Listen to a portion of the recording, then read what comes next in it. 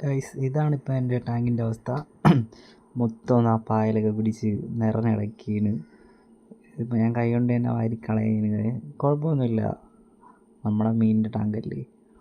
ഈ ഒരു ബേസിലോട്ട് കുറേ വാരിയിട്ടിട്ട് അപ്പുറത്തെ ഒരു വിളയുണ്ട്, അവിടെ കൊണ്ട് തട്ടും. കുറേ കുഞ്ഞു മീനാണ്. മീനൊന്നും കയറാതെ ശ്രദ്ധിച്ച് വേണം കോരിയെടുക്കാൻ. ഇടയ്ക്ക് ഇതുപോലത്തെ കുഞ്ഞു പായലൊക്കെ കയറി വരും. അതിനെ നമുക്ക് വേണ്ട, ഒരുപാടുണ്ട്. കുഞ്ഞു പായലൊക്കെ നല്ലതല്ലേ, അതിനെ അവിടെ നിർത്തിയിട്ട് ബാക്കിയെല്ലാം വാരി കളയും. ഇതിൽ കുറേ പ്ലാറ്റിയുണ്ട്, ചുവപ്പും പിന്നെ മിക്സഡായിട്ടുള്ള കളറും, പിന്നെ അതുപോലെ തന്നെ ഗപ്പിയും കുറേ ഇനമുണ്ട്. സംഭവം ശ്രദ്ധിക്കാത്തത് കൊണ്ടാണ് ഇപ്പം എല്ലാം ഞാൻ മിക്സഡാക്കി യൂസ് ചെയ്യുന്നത്. സത്യം പറഞ്ഞാൽ ഒന്നിനും സമയം കിട്ടുന്നില്ല.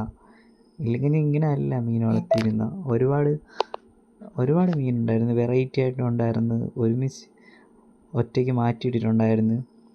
ഇപ്പം സമയത്ത് നോക്കാത്തതുകൊണ്ടാണ് ഇത്രയും പായലൊക്കെ കയറി വെള്ളമൊക്കെ കുളമായി.